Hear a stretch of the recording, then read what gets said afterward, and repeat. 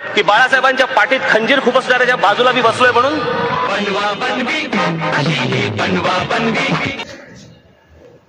नमस्कार मित्रांनो, वंदे मातरम. वास्तवावर बोलू काहीतरी या शृंखलेमध्ये पुन्हा एकदा आपलं स्वागत. मी आपला मित्र राजेश वासंती साबाजी किळुसकर. मित्रांनो, त्या शिवाजी पार्कवर काल जी महायुतीची सभा झाली, त्या महायुतीच्या सभेमध्ये देवेंद्र फडणवीसने राज ठाकरेचा एक मुद्दा उचलला होता. कोणता मुद्दा? तो लावतो व्हिडिओ. मित्रांनो, लावतो व्हिडिओ. आणि तो व्हिडिओ लावला आणि या दोघांचं वस्त्रहरण केलं. लावतो व्हिडिओ. बघा जरा कसं या दोघांचं वस्त्रहरण केलं. तोंड दाखवायला जागा राहिली नाही असं म्हणायला हरकत नाही. लावतो व्हिडिओ. बघा लावलाय तो व्हिडिओ, पहा जरा.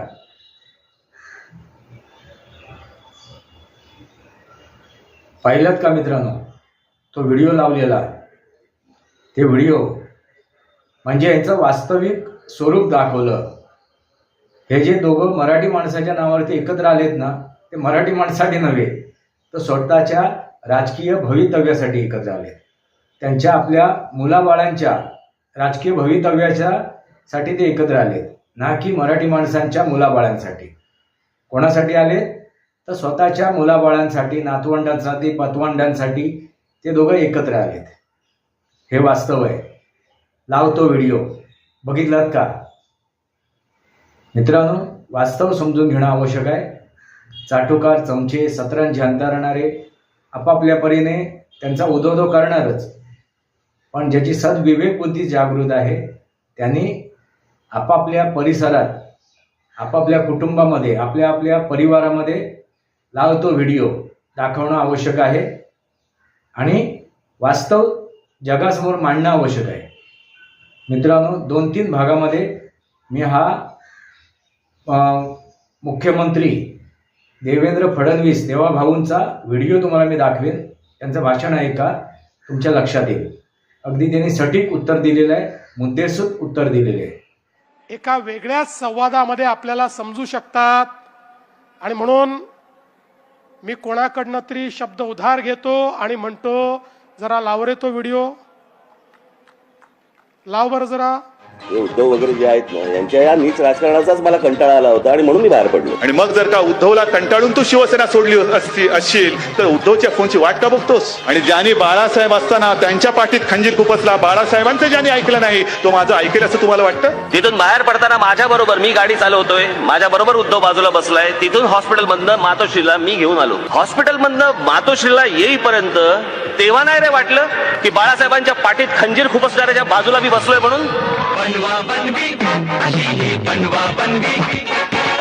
त्या मुलाखतीमध्ये मी असं म्हटलं होतं, सेनेबरोबर परत मनसेने युती करावी किंवा मी तुम्हाला सांगू का, तो माणूस बोलतो वेगळं आणि करतो वेगळं. हा माणूस विश्वास ठेवणार का नाहीये मला माहिती आहे. अख्ख्या देशाला आणि महाराष्ट्राला माहित नाही, इतकं जवळून मला माहिती आहे. त्या निंदकाचे घर असावे शेजारी. माझ्याकडे खूप व्हिडिओज आहेत. तो व्हिडिओ मराठीच्या मुद्द्यावरती असेल किंवा हिंदुत्वाच्या मुद्द्यावरती असेल, त्या उद्धव ठाकरेंच्या अंगावरती एक तरी केस आहे का? फक्त पैशासाठी, स्वार्थासाठी सगळ्या गोष्टी, कधी हा कधी तो कधी तो, पण बस मला सत्तेत बसवा. माझ्याकडे खूप व्हिडिओज आहेत. मग तुम्हाला हवा होता म्हणून माननीय बाळासाहेबांच्या नावावरती मुंबईचा महापौर बंगला जो ढापला तो लोकांना विचारून ढापला. माझ्याकडे खूप व्हिडिओज आहेत. खोके खोके ओरडत आहेत, त्यांच्याकडे कंटेनर्स आहेत. कोविड पण नाही सोडला त्यांनी. प्रत्येक वेळेला यायचं, बाळासाहेबांचं नाव पुढे करायचं, मग आम्ही लगेच बाबडेपणाने इमोशनल. एकदा तुम्ही स्वतःच्या डोळ्यांनी आणि कानाने ऐका आणि डोळ्यांनी बघा. हो, ती नाही का ज्याला स्वतःला बाळासाहेब झाल्यासारखं वाटतं, मग कधी मराठीच्या नादाला लागतात, कधी हिंदुत्वाच्या नादाला लागतात. शेवटी त्या संजय दत्तला कळतं की साला आपण काही भेजे में केमिकल लोचा होईल आहे. अरे तू कोण आहे? तू कोण? वल्लभभाई पटेल काय महात्मा गांधी? तू कोण आहे की मी बोलतोय ना? अरे मी बोलतोय ना, काय लॉजिक आहे? बघा परिस्थिती काय होती. वो नेता नाम ले लो, वो क्या नेता है क्या? अरे वो तो सब मिली जुली सुपारीबाज है सभी. आमच्या आजोबांनी फार छान शब्द काढला होता असल्या वृत्तीच्या लोकांसाठी. हे सगळे लवंडे. संपलेल्या पक्षांवर मी उत्तर देत नाही. संपलेल्या पक्षांवर मी उत्तर देत नाही. पेंग्विन. बाबा दुपार झाले आता उठले असतील आणि सुपारी चढत असतील. बाबा दुपार झाले आता उठले असतील. कोणाचा कधी उठतंय, तुला काय करायचं? गेल्या 14 वर्षात मी 5 वर्षाचा पहिला हिशोब देतो. गेल्या 5 वर्षाचा, या 5 वर्षामध्ये या मुंबई महानगरपालिकेचं बजेट किती? बजेट 21,000 कोटी रुपये. 21,000 कोटी रुपयाचं बजेट या मुंबई महानगरपालिकेचं, त्यातले 60% पैसे हे आस्थापनेवरती जातात, तिथल्या पगारावरती जातात, इतर गोष्टीवरती जातात. राहतात किती? 40%. आता 40%मध्ये जर समजा पकडलं तर 21,000 कोटी मधले जर 40% पकडले, साधारणपणे 8,000 कोटी रुपये दरवर्षी हातामध्ये राहतात. म्हणजे 5 वर्षामध्ये कमीत कमी 40,000 कोटी रुपये हातामध्ये होते. या मुंबई शहरावरती खर्च करायला गेले कुठे? गेले कुठे? गेले कुठे? गेले कुठे? गेली 20-20, 25-25, 30-30 वर्ष महानगरपालिका आहेत, ज्याच्यामध्ये शहराचा तर विकास झालाच आहे, पण मराठी माणूसही उद्ध्वस्त झालाय. माननीय बाळासाहेब असताना या सगळ्या गोष्टींकडे एक बारीक लक्ष तरी असायचं. नंतर तर काय बारीक लक्ष फक्त पैशावर. ते आज पण कुठेतरी आणि परवा पण कुठेतरी हेलिकॉप्टर मधून उतरताना उद्धव ठाकरेंची बॅग तपासली. निवडणूक आयोगाच्या लोकांना पण कुठे काय कुठे काय तपासायचं हे पण कळत नाही. अहो, ज्याच्या हातात आज पण कधी पैसे बाहेर निघाले नाही, त्याच्या बॅगेत काय असणार? फार फार तर हात रुमाल आणि कोमट पाणी. त्यामुळे आता मला सांगा, आपण उत्तर देण्याची गरज आहे? उत्तर त्यांनीच दिलंय. या ठिकाणी काल जी सभा झाली त्या सभेमध्ये पुन्हा तेच अपील, पुन्हा तीच कारणं, पुन्हा तेच मुद्दे. खरं म्हणजे आत्ताच एकनाथजींनी या ठिकाणी सांगितलं, ही मुंबई कोणाच्या बापाच्या बापाच्या बापाच्या बापाच्या बापाच्या बापाच्या बाप जरी आला तरी महाराष्ट्रापासून तुटू शकत नाही.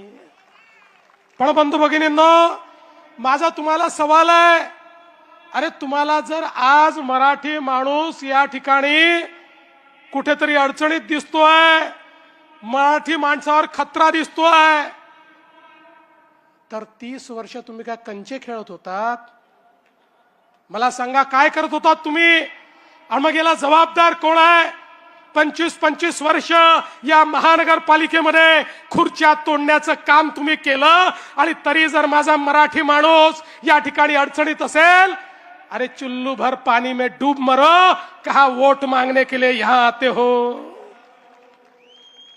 आणि मला आव्हान देतात, म्हणे आदित्यशी चर्चा करा. ठीक आहे, तुम्हाला पोराला प्रमोट करायचं आहे, पण आदित्यशी चर्चा करा. अरे बाबा, आदित्यशी जर चर्चा करायची असेल तर आमची बाजूची उमेदवार शीतल गंभीर ती देखील याच्याकरता पुरेशी आहे. आज खुलं आव्हान देतो, उद्या दिवसभरात कधीही आदित्य ठाकरेंनी सांगावं त्या ठिकाणी आदित्य ठाकरे येतील, आमच्याकडनं शीतल गंभीर येईल आणि करूया चर्चा. आणि मग काय सांगायचं? मुंबईकरांकरता शेवटची निवडणूक, मराठी माणसाकरता शेवटची निवडणूक. बंधू भगिनींनो, ही मुंबईकरांकरता शेवटची निवडणूक नाही, ही मराठी माणसाच्या अस्तित्वाची निवडणूक नाही.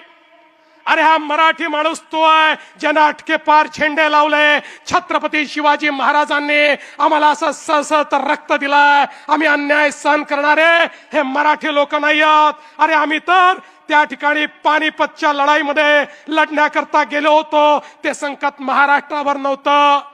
अहमद शाह अब्दालीने त्या ठिकाणी पत्र लिहून कळवलं होतं मराठ्यांना की तुम्ही केवळ सिंध, पंजाब आणि बलुचिस्तान हे माझा आहे म्हणून सांगा, उर्वरित संपूर्ण भारत हा मराठ्यांचा आहे म्हणून मी त्या ठिकाणी त्याला मान्यता देतो. पण मराठे थांबले नाही, कारण आपल्या भारताचे तुकडे होत होते आणि तिथे जाऊन लढलेले आम्ही मराठे आहोत. आणि तुम्ही या ठिकाणी आम्हाला सांगता आपलं अस्तित्व संपून जाईल.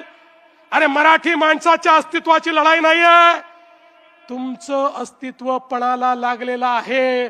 आणि म्हणून पुन्हा एकदा सांगतो, तुम्ही म्हणजे मराठी नाही, तुम्हीच म्हणजे महाराष्ट्र नाही, तुम्ही म्हणजे मुंबई नाही.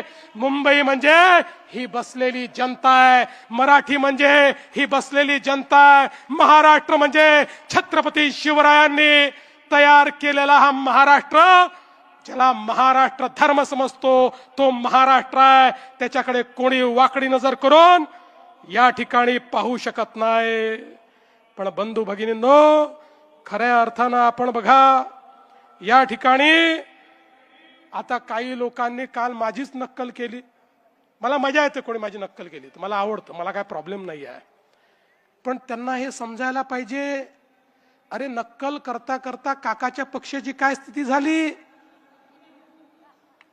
काकाला किमान चांगली नक्कल करता येते, भाषण करता येतं, तुम्हाला तेही करता येत नाही. तुमची काय अवस्था होईल. आणि म्हणून मला असं वाटतं थोडं मागे वळून बघितलं तर यांच्या लक्षात येईल. आणि काय म्हणाले या ठिकाणी, म्हणाले मराठी करता आम्ही एकत्रित आलो, महाराष्ट्र करता एकत्रित आलो, आणि मग हिंदी सक्ती झाली म्हणून आम्ही एकत्रित आलो. पहिल्यांदा सांगतो, या महायुतीच्या सरकारमध्ये महाराष्ट्रामध्ये फक्त मराठी सक्तीची, फक्त मराठी सक्तीची. आम्ही सांगितलं त्रिभाषा सूत्रामध्ये इतर कुठली भाषा तुम्हाला शिकायची असेल ती शिकण्याची तुम्हाला मुभा आहे, पण सक्तीची मराठी असणार आहे. पण एकदा पुन्हा सांगू इच्छितो, या गजनी लोकांना जे विसरले आहेत, तो गजनी पिक्चर आला होता ना, तसे गजनी आहेत. म्हणून एकदा क्रोनॉलॉजी सांगतो, या राज्यामध्ये हिंदी सक्ती करणारे कोण.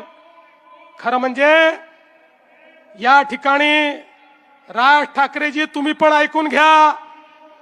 21 सप्टेंबरला उद्धव ठाकरेंनी घोषणा केली, या ठिकाणी नवीन एज्युकेशन पॉलिसीवर, त्रिभाषा सूत्रावर आम्ही समिती तयार करतोय. 16 ऑक्टोबर 2020 ला डॉक्टर माशेलकर समिती तयार झाली. या समितीमध्ये इतर लोकांसोबत उबाठाचे उपनेते, शिवविद्या प्रबोधिनीचे संस्थापक आणि विश्वस्त विजय कदम देखील होते. समितीतल्या 18 पैकी 16 लोक मराठी होते. 14 सप्टेंबर 2021 ला या समितीने तत्कालीन मुख्यमंत्री माननीय उद्धव ठाकरेजींना अहवाल सादर केला. अहवाल घेत असताना भोंगेश्वरी त्या ठिकाणी उपस्थित होते. पाहिलात का मित्रांनो, तो व्हिडिओ लावलेला आहे. ते व्हिडिओ म्हणजे याचं वास्तविक स्वरूप दाखवलं. हे जे दोघं मराठी माणसाच्या नावावरती एकत्र आलेत ना, ते मराठी माणसासाठी नव्हे तर स्वतःच्या राजकीय भवितव्यासाठी एकत्र आले. त्यांच्या आपल्या मुलाबाळांच्या राजकीय भवितव्याच्या साठी ते एकत्र आले, ना की मराठी माणसांच्या मुलाबाळांसाठी. कोणासाठी आले तर स्वतःच्या मुलाबाळांसाठी, नातवंडांसाठी, पतवंडांसाठी ते दोघं एकत्र आलेत. हे वास्तव आहे. लावतो व्हिडिओ, बघितलात का मित्रांनो. वास्तव समजून घेणं आवश्यक आहे. चाटुकार, चमचे, सतरंजी अंतरणारे आपापल्या परीने त्यांचा उदोदो करणारच, पण ज्याची सद्विवेक बुद्धी जागृत आहे त्यांनी आपापल्या परिसरात, आपापल्या कुटुंबामध्ये, आपल्या आपल्या परिवारामध्ये लावतो व्हिडिओ दाखवणं आवश्यक आहे आणि वास्तव जगासमोर मांडणं आवश्यक आहे. मित्रांनो, 2-3 भागामध्ये मी हा मुख्यमंत्री देवेंद्र फडणवीस देवाभाऊंचा व्हिडिओ तुम्हाला मी दाखवेन. त्यांचं भाषण ऐका, तुमच्या लक्षात येईल. अगदी त्यांनी सटीक उत्तर दिलेलं आहे, मुद्देसूद उत्तर दिलेले आहे. हेच ते वास्तव आहे. वास्तवावर बोलू काहीतरी माझ्या शृंखलेला सबस्क्राईब करा, बेल आयकॉन दाबा, माझे विचार पडसे लाईक करा, आपले विचार कमेंट बॉक्समध्ये मांडा. तुर्तास इतकंच. भारत माता की जय, वंदे मातरम. जय भारत, जय महाराष्ट्र, जय सनातन.